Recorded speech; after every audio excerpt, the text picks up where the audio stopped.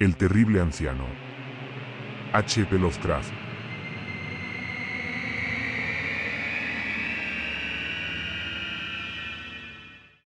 Fue la idea de Angelo Ricci, Joe Zanuck y Manuel Silva hacer una visita al terrible anciano.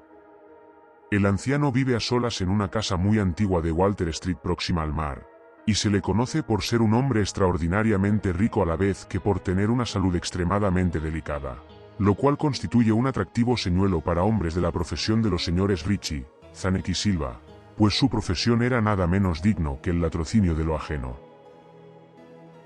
Los vecinos de Kingsport dicen y piensan muchas cosas acerca del terrible anciano, cosas que, generalmente, le protegen de las atenciones de caballeros como el señor Ricci y sus colegas. A pesar de la casi absoluta certidumbre de que oculta una fortuna de incierta magnitud, en algún rincón de su enmohecida y venerable mansión. En verdad, es una persona muy extraña, que al parecer fue capitán de veleros de las Indias Orientales en su día. Es tan viejo que nadie recuerda cuando fue joven, y tan taciturno que pocos saben su verdadero nombre. Entre los nudosos árboles del jardín delantero de su vieja y nada descuidada residencia, conserva una extraña colección de grandes piedras, singularmente agrupadas y pintadas de forma que semejan los ídolos de algún lóbrego templo oriental. Semejante colección ahuyenta a la mayoría de los chiquillos que gustan burlarse de su barba y cabello, largos y canosos, o romper las ventanas de pequeño marco de su vivienda con diabólicos proyectiles.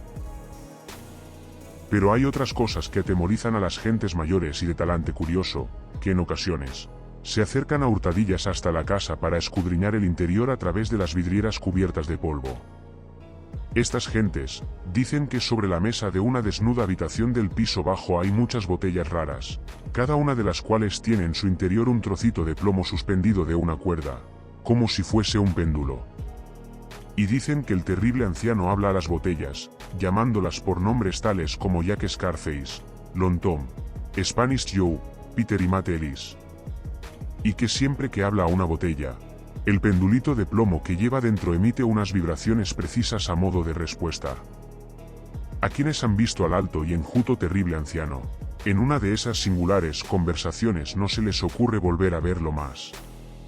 Pero Angelo Ricci, Joe Zanuck y Manuel Silva no eran naturales de Kingsport. Pertenecían a esa nueva y heterogénea estirpe extranjera que queda al margen del atractivo círculo de la vida y tradiciones de Nueva Inglaterra, y no vieron en el terrible anciano otra cosa que un viejo achacoso y prácticamente indefenso, que no podía andar sin la ayuda de su nudoso cayado, y cuyas escuálidas y endebles manos temblaban de modo harto lastimoso. A su manera se compadecían mucho del solitario e impopular anciano, a quien todos rehuían y a quien no había perro que no ladrase con especial virulencia. Pero los negocios, y, para un ladrón entregado de lleno a su profesión, siempre es tentador y provocativo un anciano de salud enfermiza, que no tiene cuenta abierta en el banco, y que para subvenir a sus escasas necesidades, paga en la tienda del pueblo con oro y plata españoles acuñados 2 siglos atrás.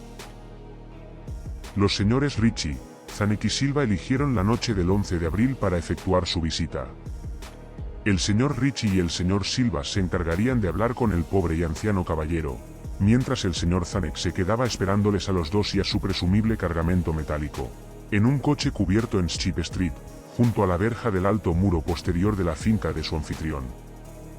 El deseo de eludir explicaciones innecesarias en caso de una aparición inesperada de la policía, aceleró los planes para una huida sin apuros y sin alaracas.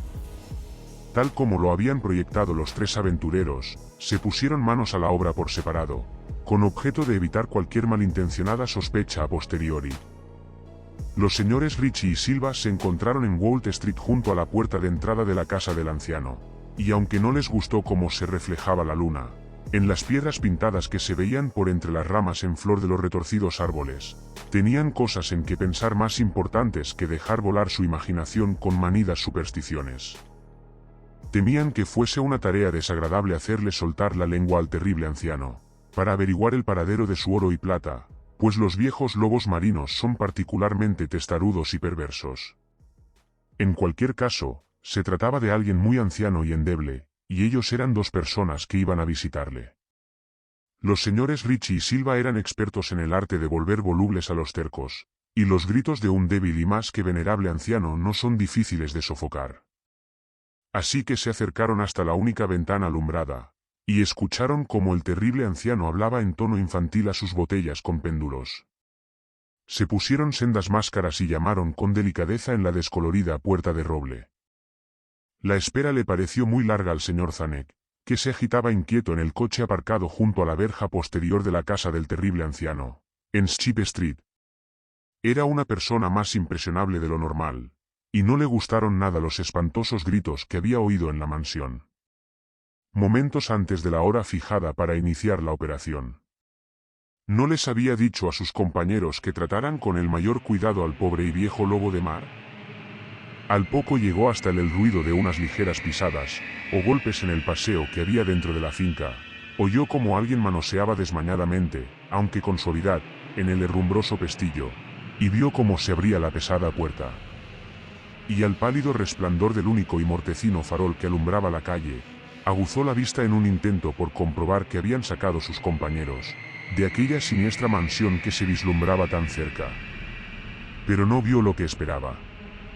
Allí no estaban ni por asomo sus compañeros, sino el terrible anciano que se apoyaba con aire tranquilo en su nudoso cayado, y sonreía malignamente. El señor Zanek no se había fijado hasta entonces en el color de los ojos de aquel hombre, ahora podía ver que eran amarillos.